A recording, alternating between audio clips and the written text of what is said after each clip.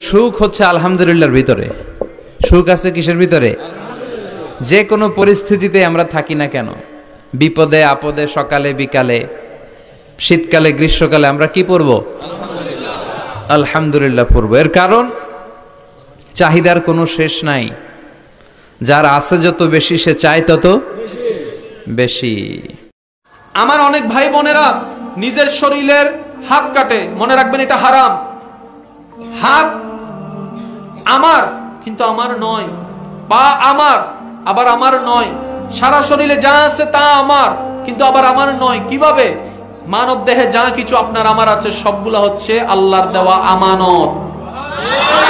যদি এগুলো আপনার আমারই হইতো, হাসরের ময়দানে আঙ্গুল, নখ, হাত, পা, চোখ, কান, নাক আপনার আমার বিপক্ষে সাক্ষী দিত না।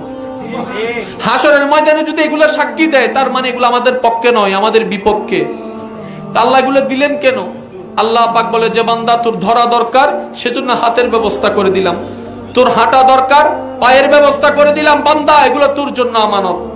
তাই শরীরের মধ্যে আঘাত করা হারাম, হারাম, হারাম। আল্লাহ বড্ড কষ্ট পায়, বড় কষ্ট পায় আল্লাহ।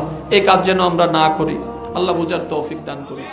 গোটা পৃথিবী সাজিয়ে তোমাকে এনেছি, 9 মাস সাজিয়ে মায়ের পেট থেকে বের করেছি।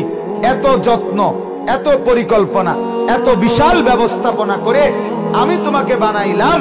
বিনিময়ে এমনে এমনে এই তুমি তামসা করবা, তুমি খারাইয়া মুদবা, তুমি বসে বসে মোবাইল টিপবা, আর রাস্তার বেড়ি দেখবা, মোবাইলে উলঙ্গ ছবি দেখবা, সারা রাত জন্তু আর জানোয়ারের মতো ঘুমাইবা, সকালবেলা হাইওয়ান কুকুরের মতো সকালবেলা শুয়ে থাকবা। এই জন্য তোমার বানাইছি।